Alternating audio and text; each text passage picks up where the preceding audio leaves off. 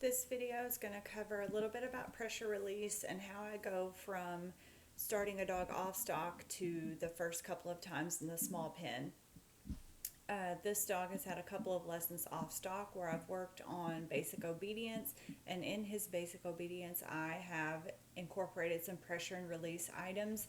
Basically, if the dog is asked to down, he does the down. He gets up, I apply physical pressure and verbal pressure, usually a hey or a ah, to get him to stop and go back into the down. I do not ask him for the down again.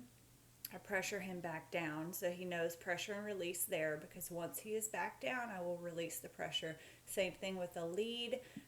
If the lead gets tight, I maintain steady pressure on the lead until the dog relinquishes the pressure back to me. And then this is his second time in the small pen and how I kind of apply that pressure and release concept. So number one, I'm coming at him and I'm applying pressure right there. The dog comes forward into my pressure, and that's not desirable and hurting. So yes, he does get touched with the paddle.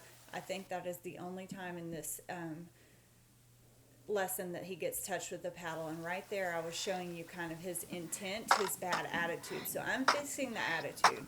So again, when I give a hey and I give that verbal correction, I expect the dog to stop. So I continue with pressure until the dog stops, and then I can redirect. So here I'm redirecting him. Again, he's not got the best attitude, but it's better. So I'm going to let him go around a little bit.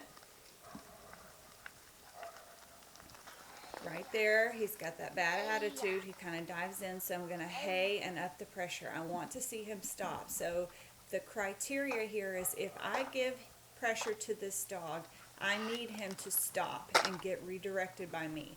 So there he goes, he stops right there. That's lovely body language. So I'm going to release the pressure here, took the paddle off, and I let him work.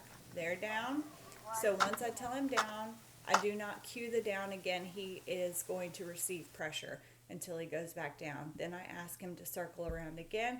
Lovely body language right there. Let him work. It's lovely. He needs to learn to gear down in this small space, and that is my job, using pressure and release to tell him how to do that. So direct him around, lovely body language right there, so I let him go.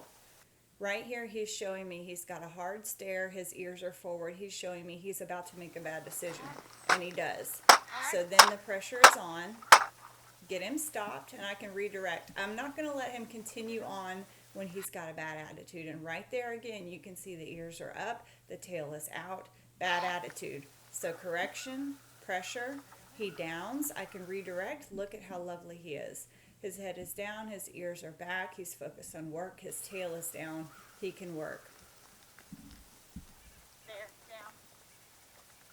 So his downs are going to get a little bit crisper in here because I'm being very consistent. If I ask for a down, I'm going to get the down. And again, if he gets up without being redirected, I'm going to put pressure on him until he goes back down. And this is just the call off. So I told him there, that'll do. And he's got that hard stare again. And right here, he's making a bad decision. So I could have stepped in front of him and put pressure on him to begin with, but I chose to try to call him off and step away from him. That'll do here, Tank. So changing that attitude there with the pressure, and then there he recalls off much nicer that time.